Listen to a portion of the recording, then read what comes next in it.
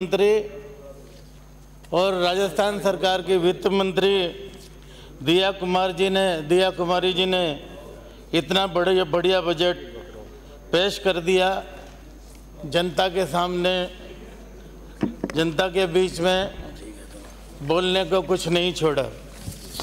माननीय अध्यक्ष महोदय, मैं इसके लिए हमारे मुख्यमंत्री जी और उप मुख्यमंत्री जी को बहुत बहुत धन्यवाद ज्ञापित करता हूं और निवेदन करता हूं कि ये अपूर्व बजट राजस्थान की ग्रोथ का इंजन बनेगा। और हमारे प्रधानमंत्री जी ने, मोदी जी ने जो विकसित भारत का संकल्प लिया है उसको पूरा करने की दिशा में मैं समझता हूँ एक बहुत बड़ा कदम है। माननीय अध्यक्ष महोदय, विधानसभा और लोकसभा चुनाव में आम जनता ने भाजपा की नीति रीति निष्ठा और निर्णयों पर विश्वास किया है। इस बजट को देखें तो हम 5 भागों में बांट सकते हैं। मेरे हिसाब से जो मुझे लगा मैं यहाँ सदन में रखना चाहूँगा, पहला है मजबूत और निर्णायक सरकार में विश्वास, दूसरा है सुशासन और निरंतरता में विश्वास, तीसरा है सुरक्षा और समृद्धि में विश्वास, चौथा सरकार की गारंटी और डिलीवरी में विश्वास और पांचवा विकसित राजस्थान के संकल्प में विश्वास। मुझे आशा है कि ये बजट भाजपा सरकार द्वारा लिए गए जन कल्याणकारी फैसलों को पूरा करेगा। यही नहीं, माननीय अध्यक्ष महोदय, मुख्यमंत्री जी ने इतना ही नहीं, बजट घोषणा के तुरंत बाद दूसरे दिन ही मंत्रियों की बैठक बुलाई और मंत्रियों को टास्क दे दिया कि जो घोषणा हुई है इसको समयबद्ध तरीके से पूरा करें। मंत्रियों को भी कह दिया और अधिकारियों की मीटिंग बुलाकर भी कह दिया कि निश्चित रूप से ये जो बजट पेश किया गया है ये धरातल पर आना चाहिए। मैं माननीय अध्यक्ष महोदय, आप क्योंकि समय कम है, मुझे बोलने को तो और भी कुछ मेरे पास कई बातें रखने को थी, पर आपने 5-10 मिनट का समय दिया है, इसलिए मैं आपको 2-3 बातें निवेदन करना चाहूँगा।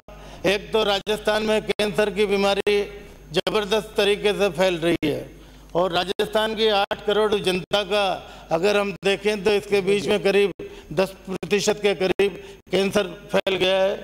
इस हिसाब से आप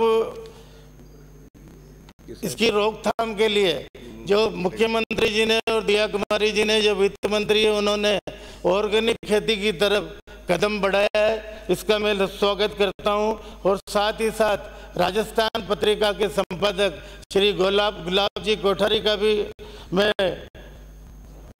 आभार प्रकट करता हूं कि वो अपने समाचार पत्र में अग्रलेख के मार्फत इस मामले में सरकार का और जनता का ध्यान आकर्षित कर रहे हैं और लोग भी जागरूक हुए हैं। श्री अन्न की तरफ लोगों का झुकाव बढ़ा है। निश्चित रूप से यह ऑर्गेनिक फार्मिंग होने की वजह से बीमारियों में निश्चित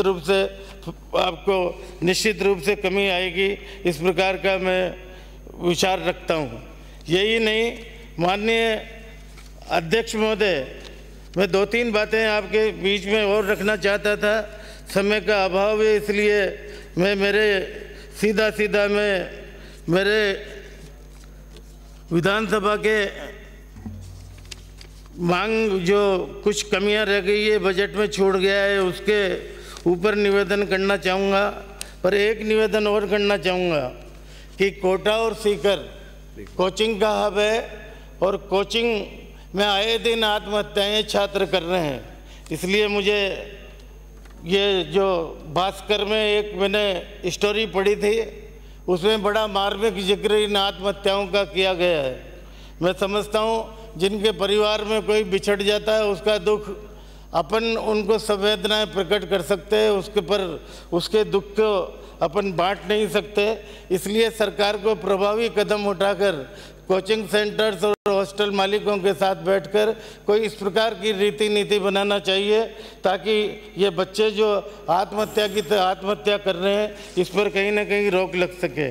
साथ ही मैं आपको निवेदन करना चाहूँगा माननीय अध्यक्ष महोदय कि बजरी माफियाओं का राजस्थान में बहुत बड़ा खेल चल रहा है।